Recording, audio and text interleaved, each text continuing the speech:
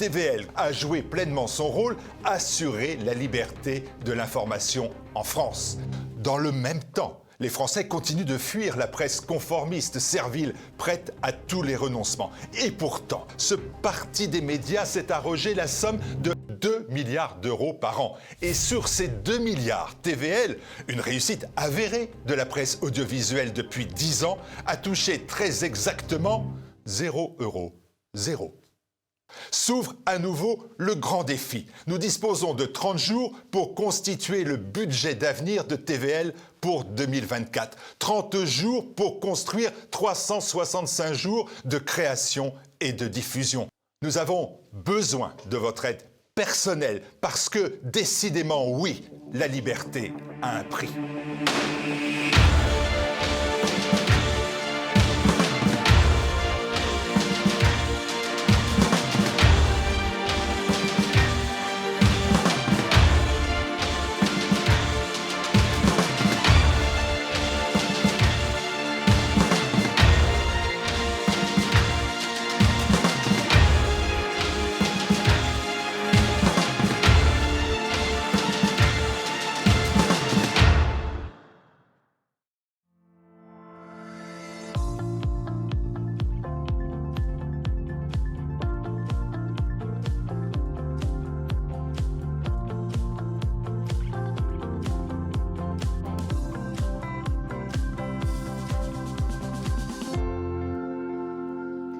Bonjour à tous, on se retrouve pour le numéro de décembre des Femmes et des Enfants d'abord. Qui dit décembre dit Noël, naturellement. Et cette année, j'avais envie de vous parler encore de petites traditions et plus exactement de pâtisseries traditionnelles, les brédeleux. Noël, c'est la fête de la joie, de la famille, des retrouvailles, oui, mais impossible malgré tout de passer totalement à côté de l'actualité bien sombre et violente qui est la nôtre. Eh bien, comme Noël, c'est aussi la période des cadeaux, je vous propose de découvrir quelque chose d'original. C'est Romain Carrière qui est formateur en autodéfense. Il organise des stages à partir de 6 ans pour les enfants, des stages qui sont payants et donc, suivez-moi, que vous pourriez offrir. Des stages donc contre le harcèlement en milieu scolaire, mais aussi contre les enlèvements et les situations d'agression. Et vu notre actualité, ça peut être un cadeau absolument parfait. Romain Carrière est vice-champion du monde de taekwondo. Il est également ancien sous-officier au 3e RPIMA. Son but, c'est vraiment d'apprendre à nos enfants comment se débrouiller seuls face à la violence, car nous ne sommes malheureusement pas toujours à leur côté. Il organise des stages dans toute la France, alors n'hésitez pas à le contacter. Un programme pour savoir se défendre et garder la tête haute en toutes circonstances. Et puis pour se régaler dans le même temps, moi, je vous le dis, ça vaut au moins 1000 pouces en l'air. Alors, n'oubliez pas de cliquer sur le pouce bleu juste en bas de cette vidéo et puis de me laisser vos commentaires, évidemment. Vous pouvez également partager cette vidéo à vos proches si le cœur vous en dit. On y va dans quelques instants, alors restez avec nous. Et n'oubliez pas qu'en conclusion d'émission, vous retrouverez 2 superbes chroniques lectures. Et en plus, ce mois-ci, ce seront des lectures spécialement pour Noël. Allez, c'est parti.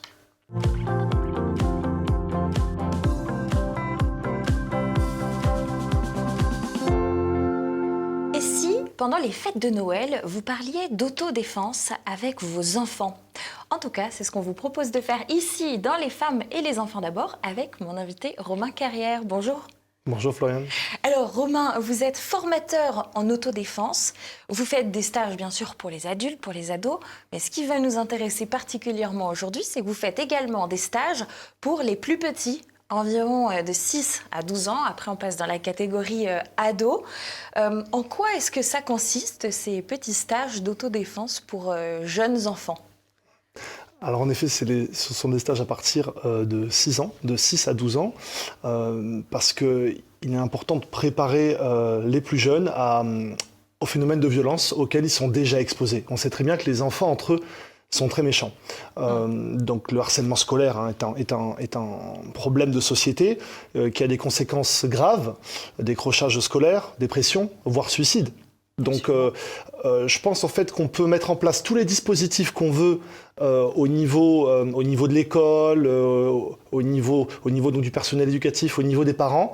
Il y aura malheureusement toujours des situations auxquelles les enfants seront exposés. Et donc, dans ces cas-là, quel est le plan? C'est qu'ils sont condamnés quand même à être des victimes et ensuite donc à aller le rapporter. Voilà. Donc, la solution...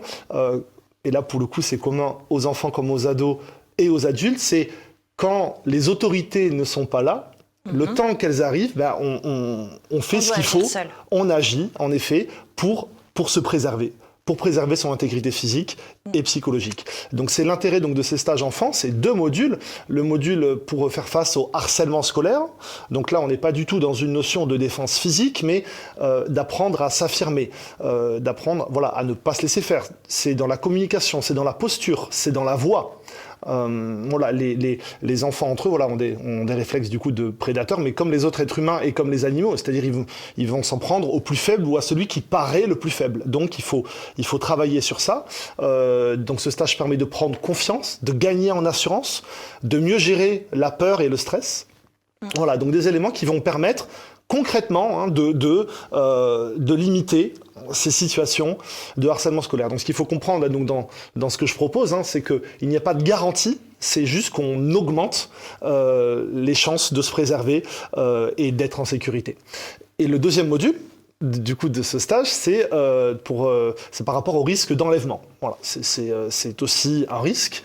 Les parents sont très inquiets et en général, les mamans donnent des consignes très judicieuses, qu'il ne faut pas parler avec un inconnu, qu'il ne faut pas les suivre, etc. Moi, je permets en fait, aux enfants de vivre ces situations en simulation et d'appliquer les précieux conseils de leur maman. Et donc, le fait de vivre ces situations au plus proche de la réalité, même si je fais passer ça pour un jeu, de fait, dans leur inconscient, ils vont inscrire cette réponse, qui est justement donc de crier pour pouvoir alerter. Et si jamais ils se font saisir, dans ce cas-là, oui, d'utiliser leur force d'enfant qui, frappée au bon endroit, au bon moment, peut leur permettre de se dégager. Aujourd'hui, Romain Carrère, on élève plutôt les enfants dans le cadre le plus sécurisant possible. Et en fait, il y a un fort contraste qu'on peut constater avec cette société qui est hyper violente. On a pu le voir encore à Crépol il y a quelques jours.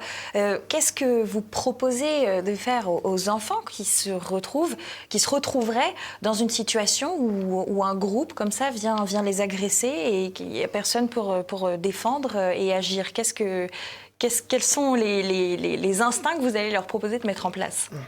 Ça, pour le coup, ça va être commun à tous les citoyens, mais autant commencer donc dès l'enfance, c'est-à-dire que en fait, la majorité des agressions pourraient être évitées si les gens étaient un petit peu plus vigilants. Donc, on lève les yeux de son téléphone, on est attentif à son environnement, les 5 sens en éveil, et en fait, donc, l'être humain donc, est bien fait, on a des instincts. Et quand on se sent en danger, quand on perçoit un danger, ou même si c'est pas clair, on le ressent. Mais c'est le moment de partir, de partir en courant, de se réfugier quelque part, ou bien alors, donc, si besoin, de s'équiper d'un objet qui peut servir d'arme ou de protection. Voilà, donc tout ce qui peut être fait pour éviter une situation violente doit être fait. Mais déjà, il faut éviter, exactement. Voilà, c'est ça. Il y a une campagne en ce moment du gouvernement qui s'appelle « Levons les yeux face aux agresseurs » qui est beaucoup exposée dans les transports en commun. C'est vrai qu'à Paris, on en voit beaucoup parce que les gens, de fait, ils sont beaucoup confrontés. La solution qui est la suite de cette campagne, donc c'est lever les yeux, voir les agresseurs, et ensuite ils disent appeler un numéro de sécurité. Qu'est-ce que vous en pensez, ça, Romain Carrère? Je pense que oui, on paye des impôts pour que l'État donc, garantisse notre sécurité, mais il y a des situations où l'État n'est pas là ou n'est pas encore là. Et donc, à ce moment-là, ou bien on suit la culture actuelle qui est de nous infantiliser. C'est-à-dire que voilà, c'est mal vu que le citoyen utilise la force pour se défendre, même s'il y est contraint, parce qu'il le fera mal. Et donc il ne faut pas qu'il utilise la violence. Voilà, c'est le monopole de l'État qui qui a donc en effet le monopole de la violence légitime.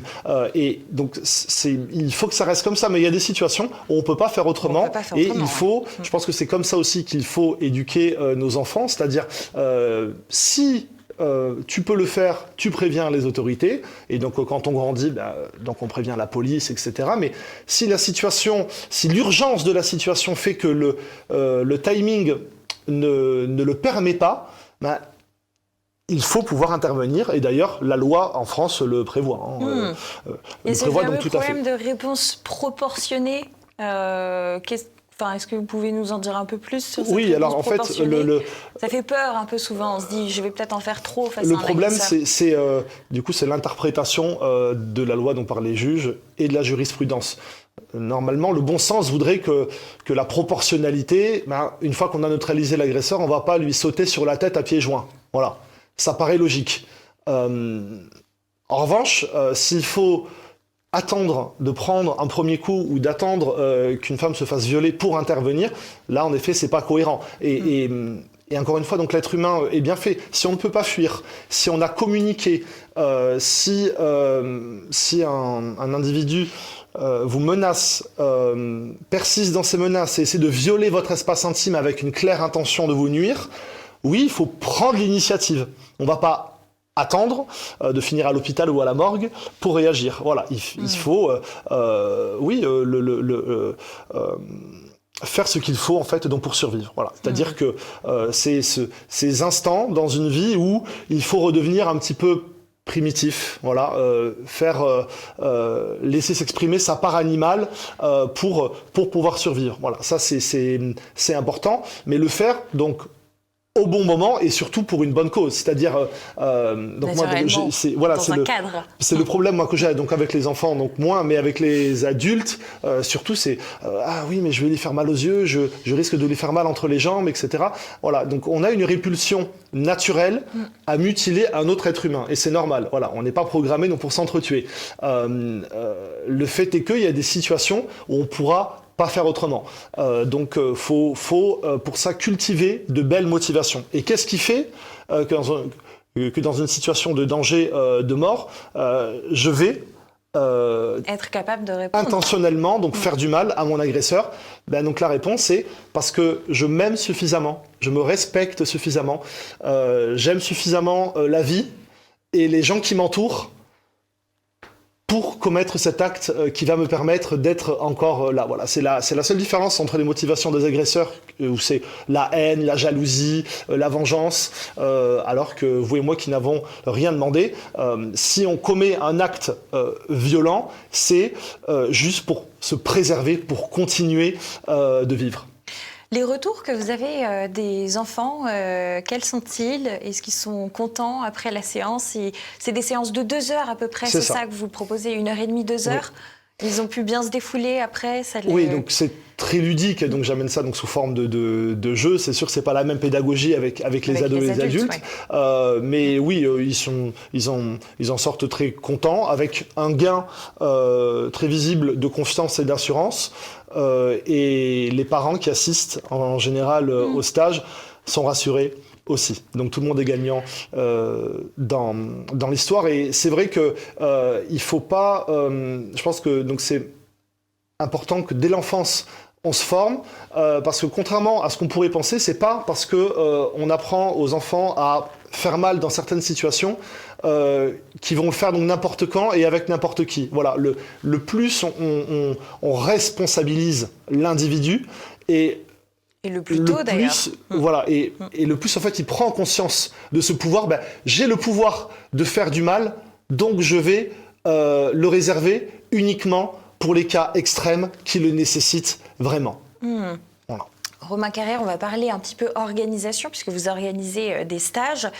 Souvent, c'est par le biais d'associations. Le prix pour des enfants, donc un stage d'1h30, 2 heures, 35 € par personne. C'est par association. Alors, vous exercez essentiellement à Aix-en-Provence. Alors je suis d'Aix-en-Provence, Voilà. mais je me déplace donc beaucoup. Partout. Voilà, je suis déjà allé à Cholet, à Rennes, à Paris, à Nice, à Toulouse, à Bordeaux. Voilà, donc que ce soit donc pour les associations de parents d'élèves, ou bien donc directement au sein des établissements scolaires, pour les entreprises aussi, et pour les groupes de particuliers aussi qui veulent faire ça donc en famille, c'est tout à fait faisable. Exactement. Ce qui est adéquat, c'est d'être déjà un groupe avant de pouvoir vous contacter. D'ailleurs, pour vous contacter, comment est-ce qu'on fait? Alors, vous avez un compte Instagram sur lequel vous publiez d'ailleurs des images de vos entraînements. Alors, bien sûr, pour des questions de droit d'auteur, on ne voit pas d'enfants lors de ces stages, mais on peut voir ce que vous faites avec les adolescents, les adultes. Vous avez un numéro de téléphone professionnel que voici. Il s'agit du 06 42 42 42 61. On ne peut pas faire mieux pour le retenir. Et le compte Instagram, eh bien, comme vous en avez l'habitude, il est juste en dessous dans le descriptif de cette émission.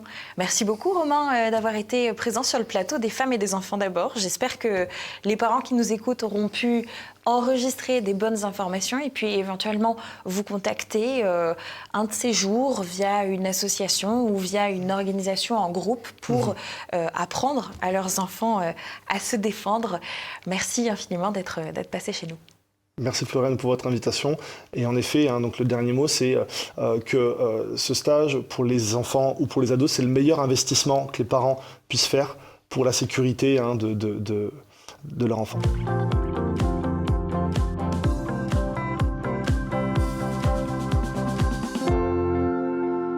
Après l'autodéfense, pour cette chronique, je vous emmène avec moi en Alsace, une région qui est particulièrement riche en traditions pour Noël.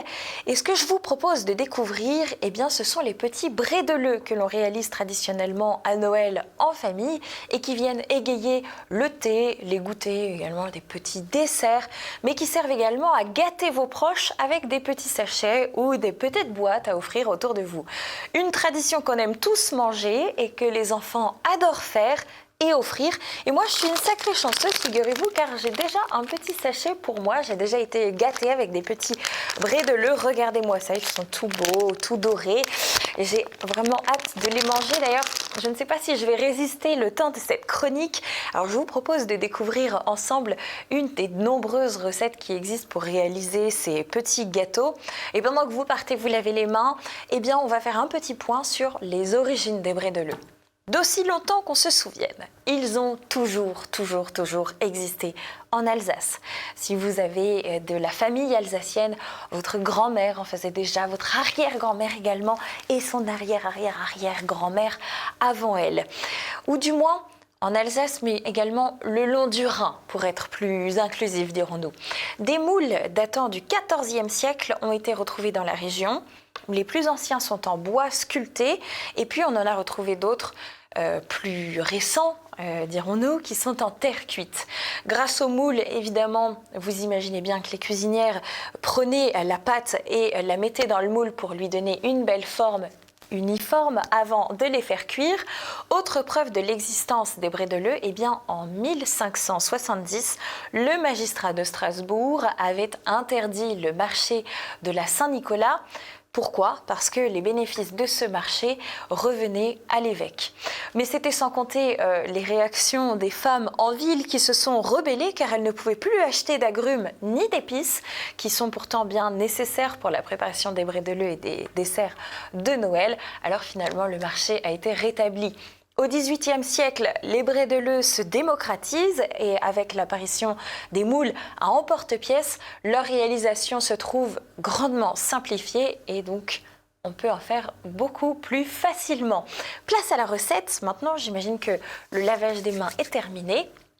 Pour 6 personnes environ, eh bien, il faut que vous comptiez 300 g de farine environ, 250 g de beurre. Soit vous êtes bretonne comme moi et vous prenez du beurre qui est déjà salé, naturellement. Le beurre doux, c'est une infamie, tout le monde le sait. Soit vous rajoutez une pincée de sel à la pâte après.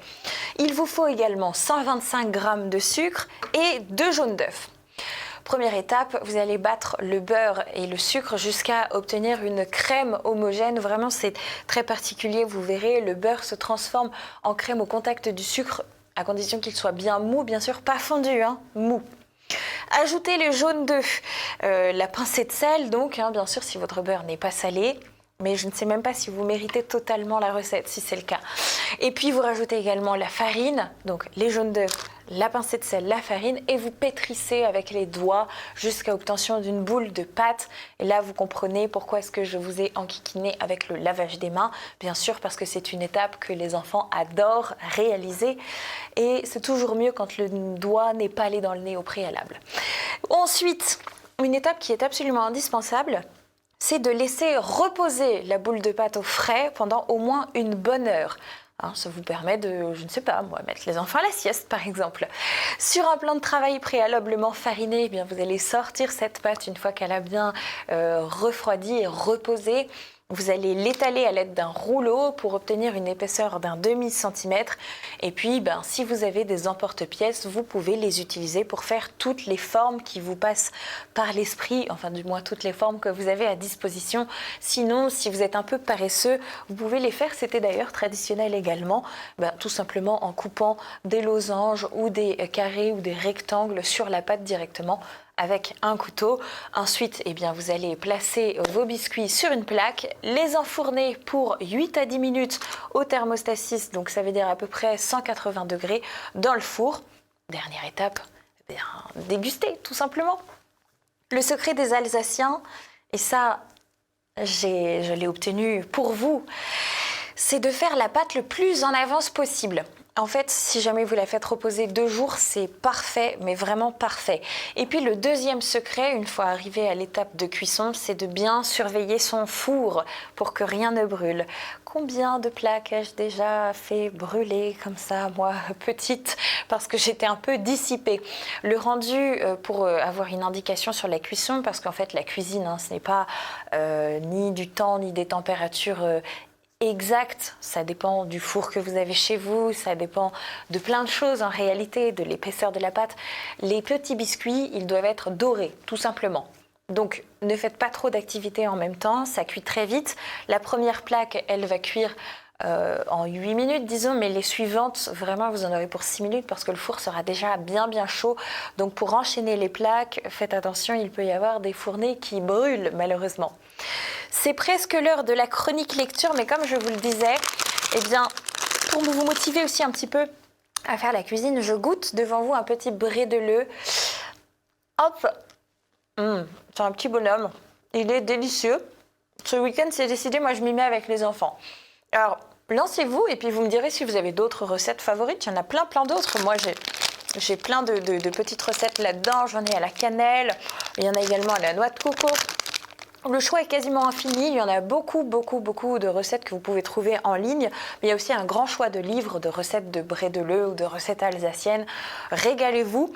Place à la chronique lecture de Valérie et d'Anne-Laure. Et puis moi, je vais finir mon biscuit et aller en partager un avec le réalisateur de cette émission.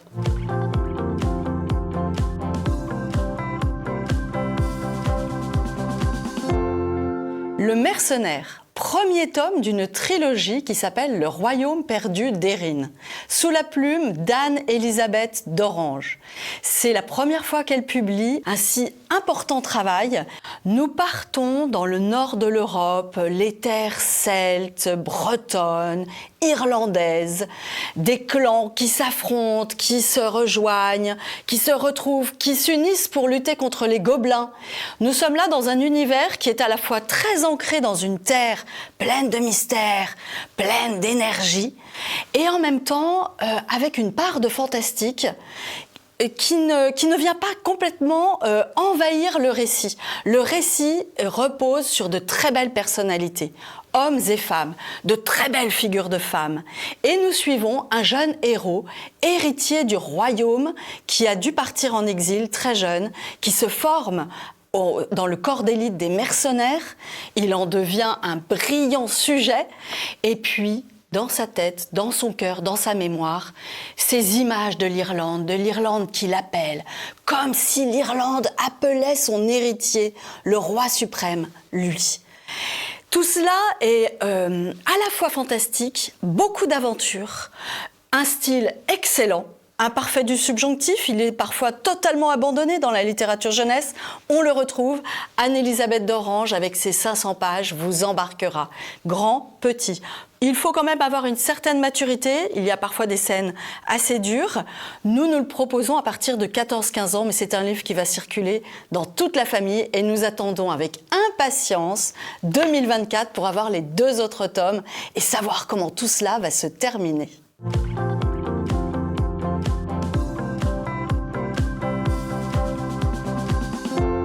Je vous présente aujourd'hui un roman absolument charmant pour les enfants à partir de 7 ans, plutôt pour les petites filles, qui s'intitule Stella aux 1000 étoiles. Il est signé Karine Marie Amiot aux éditions MAM. Donc c'est un joli petit format, facile à lire, mais plein de belles valeurs. Que se passe-t-il dans ce roman? Eh bien, on a une petite héroïne qui s'appelle Stella, qui a 11 ans et qui vient de passer une année au Liban, où son père est allé creuser des puits pour aider un village à avoir de l'eau. Et elle rentre en France, elle revient en France, toute triste de quitter sa petite amie Mariam là-bas, d'autant plus qu'elle a fait une promesse à sa petite amie.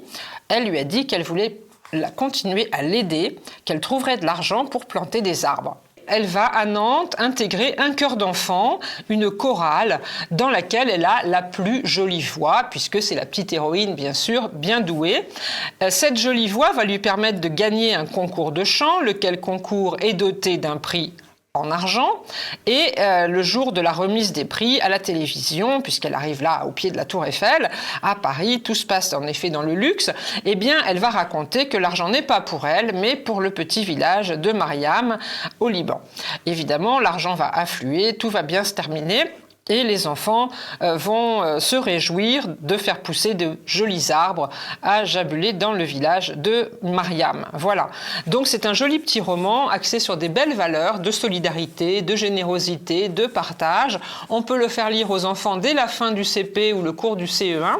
Donc c'est facile, la typographie est vraiment très lisible. Donc ce livre de Karine Marie Amiot chez MAM, Stella aux 1000 étoiles, est un joli petit roman pour les petites demoiselles.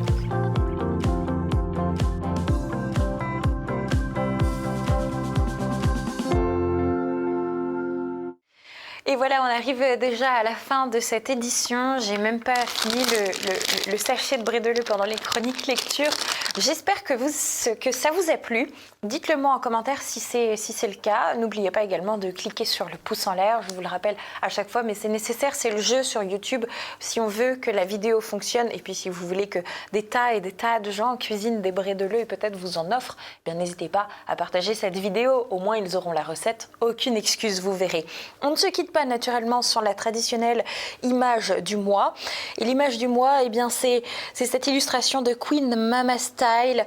Quand tu vas chercher ton loulou à l'école et que tu vois ça, la maîtresse qui te tend un sac et puis ton enfant avec un pantalon non identifié, tu comprends immédiatement. Et oui, avec les petits loulous à l'école, de temps en temps, il y a des accidents. Ce n'est pas bien grave et puis ça finit par passer. D'ici là, eh bien écoutez, portez-vous bien. Je vous souhaite un excellent et très joyeux Noël ainsi que des belles fêtes de fin d'année. Et puis je vous dis à très vite sur TVL.